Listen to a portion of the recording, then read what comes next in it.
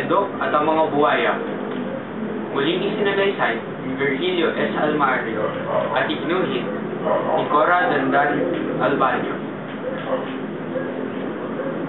Isang umaga, inutusan si Pilandok ng kanyang ina na mamitas na mangga sa nayon na mabunga. Kailangan niyang tumawid ng malaking ilog para makakuha ng mga mangga sa mabunga. Ngunit nasira ang tulay sa malaking ilog at maraming buwaya sa ilog. Kinausap ni Pilandok ang pinunong buwaya para humingi ng pahintulot ng makatawid sa ilog. Hindi pwede. Ungol ng pinunong buwaya. Kinakain namin ang sinumang tumatawid sa ilog. Gutom na gutom ang mga buwaya. Kaya nag-isip si Pilandok ng paraan upang ligtas na makasunod sa utos ng ina. Ilan ba kayo lahat? Tanong ni Pilandok. 20. Sinasagot ng pinunong buwaya. Kunwari si Pilandok na isa-isang binibilang ang mga buwayang nakalutang sa ilog. Bakit sa tingin ko'y 10 lang kayo? Hindi, 20 kami. Giit ng pinunong buwaya. Pero 10 lang nga nakikita ko. Ulit ni Pilandok. Imposible. Sigaw ng buwaya. 20 kami. Teka. Malumanay na sabi ni Pilandok. Mabuti pa, pumilera kayo lahat para nang mabilang ko kayo at baka may nawawala. Sumunod naman sa kanyang mungkahi ang mga buwaya at umanay na magkakadikit. At para matiyak ko, Patuloy ni Pilandok. tungtong ako sa bawat bilangin ko. Isa bilang ni Pilandok at tumungtong sa pinunong buwaya sa tabi ng pampang.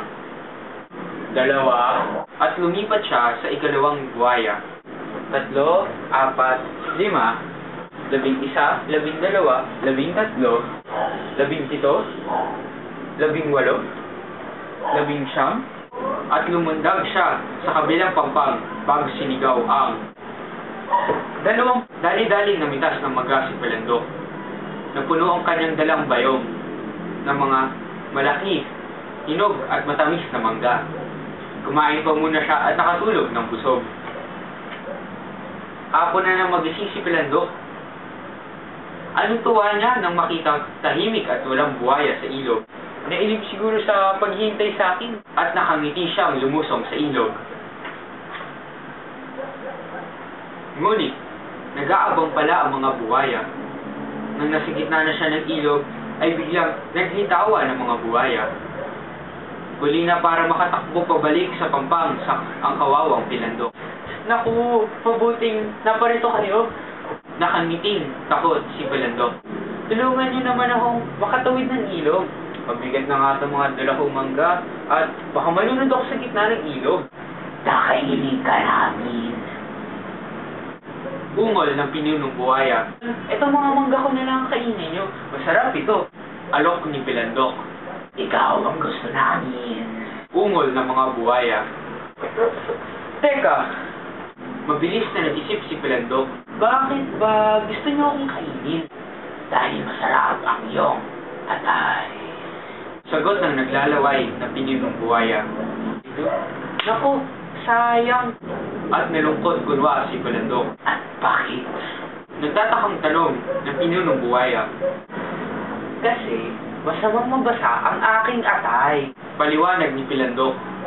Kaya iniwan ko sa bahay. Pero kung gusto nyo, kukunin ko.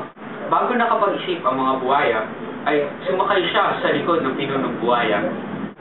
Sige, Sabi niya, ihatid mo ako sa kabila at kukunin ko ang aking atay sa bahay. at iyon na nga ang nangyari. Sakay ng pinunong buwaya si Pilandok. Pagtawid ng ilog pabalik.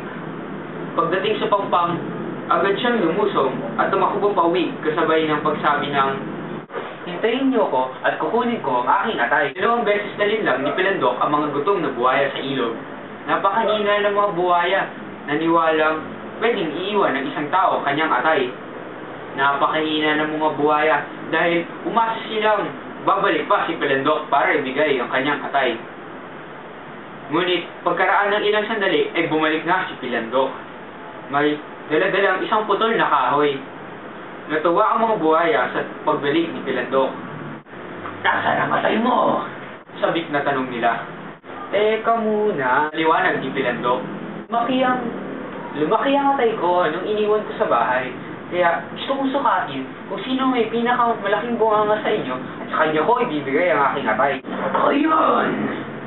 Sigaw ng pinunong buhaya at binuka ng todo ang kanyang bunganga. Tingnan nga natin, sabi ni Pilandok. Lumapit si Pilandok sa pinunong buhaya at saka itinukod sa nakabukang bunganga nito ang hawak na putol na kahoy. Pagkatapos, mabilis siyang lumayo sa pampang. Huli na nang maisip ng pinunong buhaya na nalindang na naman siya ng tusok si Pilandok. Sigaw ng pinunong buhaya, ngunit hindi na niya maisara ang bunganga dahil sa nakatuhod na kahoy.